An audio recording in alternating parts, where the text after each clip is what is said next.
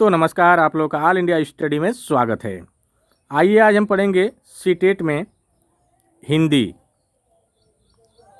Topic number 1 है भाषा अर्जन और भाषा अधिगम से 2 से 3 क्वेश्चन सीटेट में पूछे जाते हैं जो बहुत महत्वपूर्ण है। और आज जितना भी क्वेश्चन है सब महत्वपूर्ण क्वेश्चन है जो परीक्षा में सीधे पूछे जाते हैं। तो आप लोग वीडियो को अंत तक देखिएगा, उसके बाद बताइएगा कितना समझ में आया। तो आइए हम लोग ज़्यादा बातचीत न करते हुए प्रश्न नंबर पर आते हैं। तो प्रश्न नंबर 1 है भाषा अर्जन की मुख्य विशेषता क्या है। तो ऑप्शन नंबर 1 है यह सचेत एवं औपचारिक प्रक्रिया है। बी कह रहा है यह स्वाभाविक एवं अनौपचारिक प्रक्रिया है। सी कह रहा है यह केवल नियमों को याद करने पर आधारित है। जब नियमों की बात आए और केवल शब्द आए तो निगेटिव होता है, ठीक ना। डी है इसके लिए विद्यालय जाना अनिवार्य है। ये तो एकदम गलत है, ठीक है। देखिए यह एक स्वाभाविक प्रक्रिया होती है। भाषा अर्जन एक स्वाभाविक प्रक्रिया होती है और अनौपचारिक प्रक्रिया होती है, ठीक ना। और जो भाषा अधिगम होता है वह सचेतन होता है और एक औपचारिक प्रक्रिया होती है, ठीक ना। भाषा अर्जन का मतलब यह होता है कि आप कहीं भी सीख सकते हैं, जरूरी नहीं कि स्कूल में ही सीखे, घर पर चलते फिरते कहीं भी सीख सकते हैं भाषा, ठीक ना, अर्जित कर सकते हैं। वह बोला जाता है भाषा अर्जन। और जो अधिगम होता है वह वहीं सीखेंगे, विद्यालय में ही सीख पाएंगे, ठीक ना। एक क्रमिक होता है अधिगम, ठीक। तो आइए प्रश्न नंबर 2 देखते हैं। प्रश्न नंबर 2 है भाषा अधिगम के बारे में कौन सा कथन सत्य है। तो ऑप्शन नंबर ए यह बिना किसी प्रयास के होता है, गलत बात। यह एक चेतन एवं प्रयासपूर्ण प्रक्रिया है, ठीक है। यह केवल शब्द आ गया तो निगेटिव है, पहले कर दो। इनमें व्याकरण के नियमों का कोई स्थान नहीं होता, ये भी गलत। तो ऑप्शन नंबर बी करेक्ट हो जाएगा। यह एक चेतन एवं प्रयासपूर्ण प्रक्रिया होती है जो स्कूलों में विद्यालय में जाकर के सीखी जाती है अधिगम, ठीक ना। एक क्रमबंधित होती है, एक औपचारिक प्रक्रिया होती है। इसमें क्या होता है, नियम, अभ्यास और प्रयास की आवश्यकता होती है, ठीक। प्रश्न नंबर 3 देखेंगे। नोआम चामस्की के अनुसार बच्चों में भाषा सीखने की क्षमता होती है अर्जित, जन्मजात, अनुकरणीय, वातावरणीय। तो देखिए इनके अनुसार जो है, चामस्की के अनुसार बच्चों में जो भाषा सीखने की क्षमता होती है वह जन्मजात होती है, ठीक ना। तो ऑप्शन नंबर बी करेक्ट हो जाएगा इसका। आइए प्रश्न नंबर अगला देखते हैं। देखिए इन्होंने ये कहा कि बच्चा जब जन्म लेता है तभी से वो भाषा सीख कर आता है, सीखा रहता है कुछ, ऐसी इनकी कहने की बात है, ठीक ना। लेकिन ऐसा तो है नहीं, लेकिन जो है उसको तो पढ़ाना ही है। अगर बच्चा मान लीजिए यहाँ पर जन्म लिया है भारत में और वह भारत से विदेश चला गया जन्म लेने के बाद, तो क्या वहाँ की भाषा नहीं सीखेगा, वहाँ की भाषा सीख जाएगा ना। तो वही कहने का मतलब है, ठीक ना। लेकिन यहाँ पर जन्मजात बताए हैं तो जन्मजात सही हो जाएगा इनके अनुसार। आइए प्रश्न नंबर अगला देखते हैं। प्रश्न नंबर 4 है LAD लैड का पूर्ण रूप क्या है। तो देखिए language assessment device, language acquisition device, language adaptation department, language association design. तो देखिए इसका जो सही आंसर हो जाएगा, लैड का फुल फॉर्म है लैंग्वेज एक्विजिशन डिवाइस, ठीक ना। तो ऑप्शन नंबर बी करेक्ट हो जाएगा, लैंग्वेज एक्विजिशन डिवाइस। आइए प्रश्न नंबर अगला देखते हैं। प्रश्न नंबर 5 है, देखेंगे वाइगोस्की के अनुसार भाषा सीखने में किसकी भूमिका सर्वाधिक महत्वपूर्ण है। तो ऑप्शन नंबर 1 है पाठ्य पुस्तक की, बी है सामाजिक अंतःक्रिया की, सी है प्रयोगशाला की और डी है शिक्षक के भाषण की। तो देखिए वाइगोस्की के अनुसार जो भाषा सीखने का सबसे महत्वपूर्ण भूमिका जो निभाता है सामाजिक अंतःक्रिया, ठीक ना। तो इसका सही जवाब हो जाएगा ऑप्शन नंबर बी। देखिए बालक समाज और संस्कृति के माध्यम से अंतःक्रिया करके भाषा सीख सकता है, ठीक ना। इनका कहने का मतलब ये है। प्रश्न नंबर 6 देखेंगे। जीन पियाजे के अनुसार भाषा विकास किस पर निर्भर करता है। तो ऑप्शन नंबर 1 है संज्ञानात्मक विकास पर, केवल नकल पर। नकल पर तो गलत हो गया, निगेटिव है। पुरस्कार एवं दंड भी निगेटिव शब्द होता है। आनुवंशिकता पर पूरी तरह आनुवंशिकता पर नहीं, वातावरण आनुवंशिकता होता तो हो जाता आंसर सही, ठीक ना। तो देखिए इसका सही आंसर हो जाएगा संज्ञानात्मक विकास पर। प्रश्न नंबर 7 देखेंगे, प्राथमिक स्तर पर बच्चों की भाषा का विकास करने के लिए सबसे महत्वपूर्ण कार्य क्या है या महत्वपूर्ण क्या है? समृद्ध भाषिक परिवेश, कठिन व्याकरणिक नियम, तो कठिन शब्द निगेटिव होता है। नियमित लिखित परीक्षा से नहीं होगा, केवल बाल साहित्य, ये भी गलत। तो ऑप्शन नंबर ए करेक्ट हो जाएगा, समृद्ध भाषिक परिवेश, ठीक ना। प्राथमिक स्तर पर यदि बच्चों को बोलने, सुनने और अभिव्यक्ति का अवसर दिया जाए तो समृद्ध भाषा परिवेश मिलेगा उसको और बच्चा आसानी से सीखेगा, ठीक। अगला क्वेश्चन देखेंगे, प्रश्न नंबर 8 है, बच्चा अपनी मातृभाषा और परिवार से अर्जन करता है, यह प्रक्रिया क्या कहलाती है? कह रहा है बच्चा अपनी मातृभाषा और परिवार से अर्जन करता है, इस प्रक्रिया को कहते क्या है? अधिगम या भाषा सामाजिकरण, अर्जन, औपचारिक शिक्षा, अनुवाद, शिक्षण। तो देखिए जो अगर बच्चा अपनी मातृभाषा अपने परिवार से, पास पड़ोस से अगर भाषा को अर्जित करता है, सीखता है, तो वह अर्जन कहलाएगी, ठीक ना। तो यह अनौपचारिक प्रक्रिया होती है। तो इसका सही जवाब हो जाएगा ऑप्शन नंबर बी। आइए प्रश्न नंबर 9 देखेंगे, स्टीफन क्रैसन के द्वितीय भाषा अर्जन सिद्धांत में इनपुट हाइपोथेसिस निवेश परिकल्पना का क्या अर्थ है? तो ऑप्शन नंबर 1 है बच्चों को उनकी क्षमता से कठिन सामग्री देना, ये बात तो बिल्कुल गलत है। क्षमता से अगर ज़्यादा देंगे तो नहीं सीख पाएगा बच्चा। बी वाला है शिक्षार्थी के वर्तमान स्तर से थोड़ा उच्च स्तरीय भाषिक सामग्री देना, तो ये बात ठीक है। जो वर्तमान स्तर है बच्चे का उसे थोड़ा सा उच्च करके देंगे तो वो सीखेगा, ठीक ना। आइए प्रश्न नंबर अगला देखते हैं 10। तो ऑप्शन नंबर 10 प्रश्न नंबर 10 है, BICS का पूर्ण रूप क्या है, मतलब बिक्स का पूर्ण रूप क्या है? तो देखिए बेसिक इंटरपर्सनल कम्युनिकेटिव स्किल। तो ऑप्शन नंबर ए सही हो जाएगा। प्रश्न नंबर 11 देखेंगे, CALP का प्रयोग मुख्य रूप से किस संदर्भ में होता है? तो ऑप्शन नंबर 1 है खेल के मैदान में बातचीत, ये तो नहीं होगा। बी है अकादमिक और जटिल संज्ञानात्मक कार्यों में, तो ये बात ठीक है, ठीक ना। देखिए क्या होता है इसका प्रयोग, जिसका प्रयोग कक्षा, परीक्षा और उच्च स्तरीय विचारों को व्यक्त करने में किया जाता है, क्लैप का, ठीक ना। कॉग्निटिव एकेडमिक लैंग्वेज इसका फुल फॉर्म है, कॉग्निटिव एकेडमिक लैंग्वेज प्रोफिशिएंसी, ठीक ना। आइए प्रश्न नंबर 12 देखेंगे, मातृभाषा मदर टंग शिक्षण का प्राथमिक उद्देश्य क्या होना चाहिए? व्याकरण का कंठस्थकरण, ये तो निगेटिव है, तो ये गलत हो गया। स्वाभाविक अभिव्यक्ति और मौलिकता का विचार, ये बात बिल्कुल सही है, तो ऑप्शन नंबर बी करेक्ट हो जाएगा। दूसरी भाषाओं के प्रति उपेक्षा नहीं कर सकते हैं, केवल निगेटिव शब्द है, तो ये गलत हो गया, ठीक ना। आइए प्रश्न नंबर 13 देखेंगे, BF स्किनर के अनुसार बच्चा भाषा कैसे सीखता है? तो अंतर्निहित क्षमता से, अनुकरण, पुनर्बलन और अभ्यास से, केवल आत्मसात करके, सामाजिक अंतःक्रिया से। जो सामाजिक अंतःक्रिया से तो नहीं सीखेगा, इनके अनुसार, स्किनर के अनुसार केवल आत्मसात होगा नहीं, अंतर्निहित क्षमता से नहीं, अनुकरण करके मतलब नकल करके, पुनर्बलन और प्रयास करके सीखेगा, ठीक ना। तो ऑप्शन नंबर बी करेक्ट हो जाएगा। प्रश्न नंबर 14 देखेंगे, भाषा अर्जन और भाषा अधिगम में मुख्य अंतर क्या है? तो देखिए भाषा की जटिलता का नहीं, सहजता और स्वाभाविकता का, ठीक है। वर्णमाला का ज्ञान नहीं, पाठ्यपुस्तक के आकार नहीं, तो सहजता और स्वाभाविकता का, ठीक ना। अर्जन सहज होता है, प्राकृतिक और अवचेतन होता है, जबकि अधिगम जो होता है सचेतन, नियमबद्ध और प्रयासपूर्ण होता है, ठीक ना।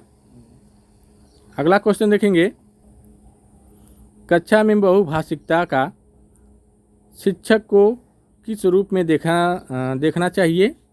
तो ऑप्शन नंबर 1 है एक बाधा या समस्या के रूप में, नहीं, एक महत्वपूर्ण संसाधन के रूप में, ठीक ना। तो ऑप्शन नंबर बी करेक्ट हो जाएगा, एक संसाधन के रूप में ही देखना जाना चाहिए, ठीक ना। NEP जो कहती है NCF 2005 जो कहता है राष्ट्रीय शिक्षा नीति NEP, ये कहती है बहुभाषिकता कक्षा में भाषा सीखने सिखाने का एक समृद्ध साधन होता है। ठीक ना। प्रश्न नंबर 15 देखेंगे, हो गया। 16 देखेंगे। देखिए वीडियो अच्छी लगे तो चैनल को लाइक शेयर सब्सक्राइब आप लोग जरूर करिए। जब बच्चा पहली बार विद्यालय आता है तो उसके पास क्या होता है? तो ऑप्शन नंबर है भाषा का कोई ज्ञान नहीं, गलत। वो अपनी भाषा की समझ और समृद्ध भाषिक पूंजी होती है, मतलब भाषा की थोड़ा मोड़ा समझ होती है, घर की भाषा जो सीखा रहता है। ठीक ना। अगला क्वेश्चन देखेंगे, सार्वभौमिक व्याकरण का सिद्धांत किससे संबंधित है? तो option number A L.S. Vygotsky, Noam Chomsky, B.F. Skinner, Jean पियाजे। तो स्वाभाविक व्याकरण जो है यह चॉम्स्की से संबंधित है, तो ऑप्शन नंबर बी करेक्ट हो जाएगा। प्रश्न नंबर 18 देखेंगे, भाषा अर्जन के लिए सबसे संवेदनशील समय कौन सा माना जाता है? किशोरावस्था, प्रारंभिक बाल्यावस्था, प्रौढ़ावस्था, जन्म से 1 वर्ष। तो देखिए जो प्रारंभिक बाल्यावस्था होती है जो 2 से 6 वर्ष होती है, सबसे संवेदनशील समय माना जाता है, तो ऑप्शन नंबर बी करेक्ट हो जाएगा इसका। ठीक। प्रश्न नंबर अगला देखेंगे, द्वितीय भाषा के रूप में हिंदी सीखने वाले छात्र के लिए क्या सबसे उपयोगी है? केवल नियम याद कराना, गलत। प्रथम भाषा से निरंतर तुलना करके अपमानित करना, एक गलत बात। संदर्भ में भाषा प्रयोग के भरपूर अवसर प्रदान करना, ये ठीक है, तो ऑप्शन नंबर सी करेक्ट हो जाएगा। कठिन शब्द निगेटिव होता है, गलत हो जाएगा। ठीक ना। प्रश्न नंबर 20 देखेंगे, प्राथमिक कक्षाओं में रोल प्ले नाटक भूमिका निर्वहन का मुख्य उद्देश्य क्या होना चाहिए? तो ऑप्शन नंबर 1 है बच्चों को अनुशासित रखना। अनुशासन भी रखना क्या है, निगेटिव होता है। विभिन्न संदर्भों में भाषा प्रयोग के अवसर देना, ठीक है, तो ऑप्शन नंबर बी सही हो जाएगा। ठीक।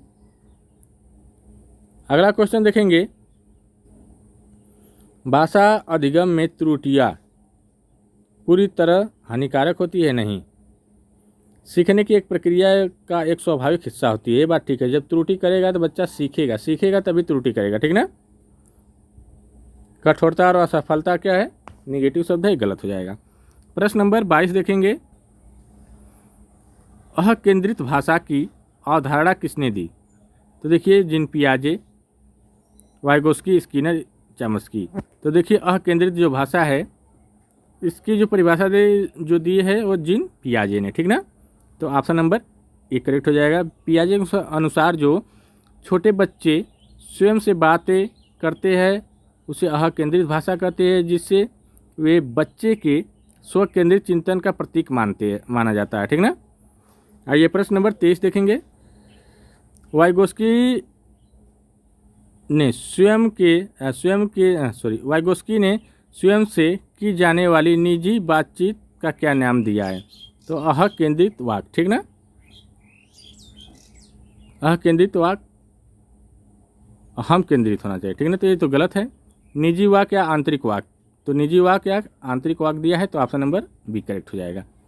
प्रश्न नंबर अगला देखेंगे, पोर्टफोलियो का प्रयोग भाषा विकास में किस प्रकार सहायक है? तो ऑप्शन नंबर 1 है यह केवल शिक्षकों के काम आता है, गलत बात। यह बच्चों के क्रमिक विकास का लिखित प्रमाण रखता है, ये बात ठीक है। जो लिखित प्रमाण होता है बच्चे का दैनिक दिनचर्या के बारे में और प्रोग्रेस के बारे में इसका दस्तावेज होता है। ठीक ना। प्रश्न नंबर 25 देखेंगे, भाषा सीखने की कौन सी विधि में मातृभाषा का प्रयोग मध्यस्थ बनाए बिना दूसरी भाषा सिखाई जाती है? तो ऑप्शन नंबर 1 है व्याकरण अनुवाद विधि। नहीं, प्रत्यक्ष विधि से। ठीक ना। सीधे दिखा करके सिखाया जाता है जो मातृभाषा के सहारे। ठीक। अगला क्वेश्चन देखेंगे, प्रश्न नंबर 26, व्याकरण अनुवाद विधि की मुख्य सीमा क्या है? तो ऑप्शन नंबर 1 है यह केवल सुनने पर जोर देती है, गलत। इनमें बोलने और भाषा के व्यवहारिक प्रयोग की उपेक्षा होती है। ठीक है, उपेक्षा होती है व्याकरण अनुवाद विधि में। ठीक ना। आइए प्रश्न नंबर 27 देखेंगे, बच्चे वातावरण से भाषा का अर्जन करते हैं जब उन्हें उपलब्ध कराया जाए। तो ऑप्शन नंबर 1 केवल लिखित भाषा गलत, केवल आ गया तो गलत। समृद्ध और विविध भाषिक परिवेश, ठीक ना। तो ऑप्शन नंबर सी करेक्ट हो जाएगा इसका। देखिए क्या होता है, जितना समृद्ध और विविध परिवेश होगा बच्चा उतनी ही तेजी से और स्वाभाविकता से भाषा को आत्मसात करेगा। अगला क्वेश्चन देखेंगे, भाषा विचार की जननी है या भाषा चिंतन को निर्धारित करती है, इस विचार से कौन संबंधित है? तो ऑप्शन नंबर 1 है बेंजामिन ली हार्प, पावलोव, थॉर्नडाइक, वाटसन। तो ये जो है बेंजामिन ली हार्प है, ठीक ना। इनके अनुसार जो होता है, हमारी भाषा यह तय करती है कि हम दुनिया को कैसे देखते और सोचते हैं, ठीक। प्रश्न नंबर 29 देखेंगे, भाषा अधिगम की गति कब तीव्र होती है? तो ऑप्शन नंबर 1 है जब केवल शब्द आ गया तो गलत। जब भाषा शिक्षार्थी के जीवन और वास्तविक अनुभव से जुड़ी हो, ठीक ना, ये बात बिल्कुल सही है। कठोर शब्द गलत हो जाएगा, ठीक ना। केवल शब्द आ गया तो ये नेगेटिव है। प्रश्न नंबर 30 देखेंगे, त्रिभाषा सूत्र के अनुसार प्राथमिक स्तर पर शिक्षा का माध्यम होना चाहिए अंग्रेजी, राष्ट्रभाषा, मातृभाषा, क्षेत्रीय भाषा। तो देखिए, राष्ट्रभाषा और क्षेत्रीय भाषा, मातृभाषा ये होना चाहिए। एनईपी कहता है कि प्राथमिक स्तर पर बच्चे का जो मातृभाषा और क्षेत्रीय भाषा में ही शिक्षण दिया जाना चाहिए, ठीक ना। प्रश्न नंबर 31 देखेंगे, भाषा अर्जन में बच्चे मुख्य रूप से किसका अनुकरण करते हैं? दूरदर्शन के विज्ञापनों का गलत, अपने परिवार और आसपास के वातावरण के वयस्कों का, तो ये बात ठीक है। मतलब जब अर्जन करेंगे तो अपने आसपास के वयस्कों और वातावरण परिवार के साथ मिलकर के जो भी परिवार में और आसपास के जो पड़ोस है जो बोलेंगे उसी टाइप से बच्चा नकल करेगा, ठीक ना। आइए प्रश्न नंबर 32 देखते हैं, मुद्रित समृद्ध परिवेश का क्या अर्थ है? तो ऑप्शन नंबर 1 है कक्षा की दीवारों पर बहुत सारे चित्र टांगना नहीं, कक्षा में बाल साहित्य, चार्ट, पोस्टर, लेबल आदि का अर्थपूर्ण प्रदर्शन करना, ये बात ठीक है, ठीक ना। रंग बिरंगी किताब को अलमारी में बंद कर देंगे तो उससे थोड़ी ना होगा, केवल सुंदर लिखावट से भी नहीं होगा, ठीक ना। आइए प्रश्न नंबर 33 देखते हैं, किसी भाषा के नियमों की अमूर्त संरचना को समझना और उनका प्रयोग करना क्या कहलाता है? तो ऑप्शन नंबर 1 भाषिक क्षमता, यांत्रिक रटना, निरक्षरता और केवल वाचन। वाचन और निरक्षरता या आंतरिक रटना नहीं होगा, भाषिक क्षमता कहलाएगा, ठीक ना। देखिए क्या होता है, भाषा के नियमों को अंतर्निहित समझ को भाषिक क्षमता कहते हैं, जिसमें व्यक्ति नए और अनसुने वाक्य भी सही बना लेता है, ठीक ना।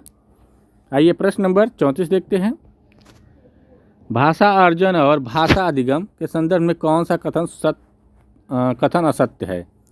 तो ऑप्शन नंबर 1 है भाषा अर्जन सहज और स्वाभाविक होती है, जो कि भाषा अर्जन सहज और स्वाभाविक होती है, ये बात तो ठीक है।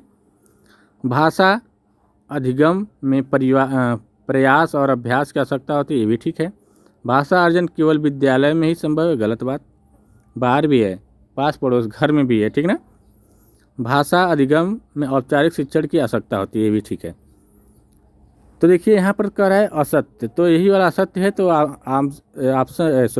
क्वेश्चन के अनुसार ऑप्शन नंबर सी करेक्ट हो जाएगा, ठीक ना। प्रश्न नंबर 35 देखेंगे, प्राथमिक स्तर पर बच्चों के लिए बाल साहित्य का चयन करते समय सबसे महत्वपूर्ण बिंदु क्या है? तो ऑप्शन नंबर 1 है रंगीन और बड़ी किताबें होना नहीं, रोचक विषय वस्तु और बच्चों के अनुभव से जुड़ा हो, ठीक है, ये बात ठीक है। केवल शब्द गलत, सिर्फ प्रसिद्ध लेखक द्वारा लिखी गई से नहीं होगा, ठीक ना। रोचक होना चाहिए, विषय वस्तु और बच्चे के अनुभव के अनुसार होना चाहिए, बच्चे के जीवन से जुड़ा हुआ होना चाहिए, ठीक ना, जिससे बच्चे प्रेरित हो सीखने में। प्रश्न नंबर 36 देखेंगे, यदि आपकी कक्षा में कुछ छात्र हिंदी बोलने में झिकझिकाते हैं तो आप शिक्षक के रूप में क्या करेंगे? तो ऑप्शन नंबर 1 है उन्हें कक्षा में बोलने का अवसर नहीं देंगे, तो गलत बात। बी है उन्हें छोटे समूहों में अपने विचारों व्यक्त करने के सहज अवसर प्रदान करेंगे, ठीक है। छोटे छोटे समूहों में हम क्या करेंगे, बच्चे को उनके विचारों को व्यक्त करने के लिए स्वतंत्र कर देंगे, ताकि बच्चा बोलेगा तो वह झिझक जो है ख़त्म होगी, ठीक ना। यह दंडित करना गलत है, पूरी तरह प्रतिबंध लगाना ये भी गलत है, ठीक है। आइए प्रश्न नंबर 37 देखेंगे। स्टीफेन क्रैसन के अनुसार भावात्मक फिल्टर का उच्च होना भाषा सीखने में, तो ऑप्शन नंबर 1 सहायता करता है, बी है बाधा उत्पन्न करता है, तो बाधा उत्पन्न करता है उच्च भाषाओं में, ठीक ना। जैसे क्रैसन के अनुसार यदि छात्र में तनाव, चिंता, आत्मविश्वास की कमी हो तो वह भाषा ठीक से ग्रहण नहीं कर पाएगा, ठीक ना। आइए प्रश्न नंबर 38 देखते हैं। अनुकरण द्वारा भाषा सीखने की प्रक्रिया में सबसे महत्वपूर्ण घटक क्या है? तो प्रतिमान द्वारा बोली गई भाषा की उपस्थिति, कठिन शब्दकोश तो गलत, लिखित गृह कार्य, केवल परीक्षा है गलत, तो ऑप्शन नंबर 1 करेक्ट हो जाएगा। प्रतिमान द्वारा अर्थात मॉडल द्वारा बोली गई भाषा की उपस्थिति, ठीक ना। अनुकरण करने के लिए बालक के सामने किसी सही भाषिक मॉडल जैसे माता पिता शिक्षक का होना आवश्यक है, जिसे वो सुनकर कि बच्चा उसे दोहराए और सीखे, ठीक है। प्रश्न नंबर 39 देखेंगे। द्विभाषी दक्षता का बालक के संज्ञानात्मक विकास पर क्या प्रभाव पड़ता है? तो ऑप्शन नंबर 1 है, यह बालक के बौद्धिक विकास को बाधित करता है, गलत। यह सकारात्मक प्रभाव डालती है और चिंतन को अधिक लचीला बनाती है, तो ऑप्शन नंबर बी करेक्ट हो जाएगा। भ्रमित करना और प्रभाव नहीं पड़ेगा तो गलत है, ठीक ना। प्रश्न नंबर 40 देखेंगे। प्राथमिक स्तर पर भाषा शिक्षण का अंतिम और मुख्य लक्ष्य क्या होना चाहिए? तो व्याकरण के सभी नियमों को याद करना है, तो गलत है। याद करना ही निगेटिव शब्द है, व्याकरण शब्द आ गया तो ये भी निगेटिव हो गया। अपनी बात को स्पष्ट, सहज और प्रभावी ढंग से अभिव्यक्त करना, ये बात ठीक है। केवल सुंदर लिखावट से नहीं, 100% परीक्षा में अंक लाने से भी नहीं, ठीक ना। तो ऑप्शन नंबर 20 इसका करेक्ट हो जाएगा। तो देखिए भाषा शिक्षण का मूल उद्देश्य होता है छात्र को योग्य बनाना, ठीक है। वह किसी भी परिस्थिति में अपने विचारों और भावनाओं को बिना किसी डर झिझक के अभिव्यक्त कर सकता है, ठीक ना। तो इसका सही आंसर हो गया ऑप्शन नंबर ए। तो टोटल 40 क्वेश्चन कन्फर्म हो गए। देखिए वीडियो अच्छी लगी हो तो चैनल को लाइक शेयर सब्सक्राइब करिए। मिलते हैं अगले वीडियो में, तब तक के लिए नमस्कार।